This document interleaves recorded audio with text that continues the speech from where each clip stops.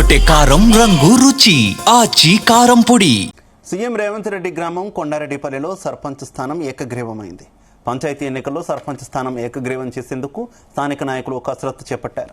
కొండారెడ్డిపల్లిలో సర్పంచ్ స్థానం ఎస్సీకి రిజర్వ్ అయింది. దీంతో గ్రామస్తులంతా సర్పంచ్గా మల్లేపాకుల వెంకటయ్యను ఏకగ్రీవంగా ఎన్నుకోవాలని నిర్ణయించుకున్నారు. రేవంత్ రెడ్డి సీఎం అయ్యాక గ్రామంలో 184 కోట్లతో పలు అభివృద్ధి పనులు చేపట్టారు. ప్రతి ఇంటికి solar system, milk chilling centre, veterinary hospital, 4 లైన్ల రోడ్లను ఏర్పాటు చేశారు. గతంలో అభివృద్ధికి నోచుకొని కొండారెడ్డిపల్లి గ్రామం రేవంత్ రెడ్డి సీఎం అయిన తర్వాత రోల్ మోడల్గా గుర్తింపు పొందింది. దీంతో గ్రామస్తులంతా సర్పంచ్ ఎన్నికల్లో ఏకగ్రీవానికి ఆమోదం తెలిపారు.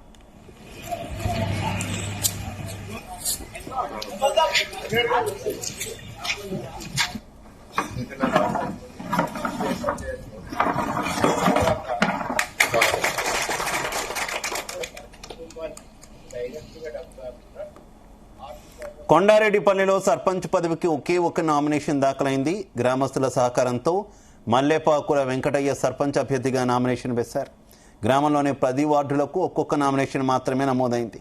కొండారెడ్డిపల్లిలో మొత్తం 2214 ఓట్లు ఉండగా వారిలో పురుషులు 1102 మంది, మహిళలు 1112 మంది ఉన్నారు. ఏకగ్రీవమైన వెంకటయ్యకు డిసెంబర్ 11వ తేదీన నియామక పత్రం అందజేస్తామని అధికారులు తెలిపారు.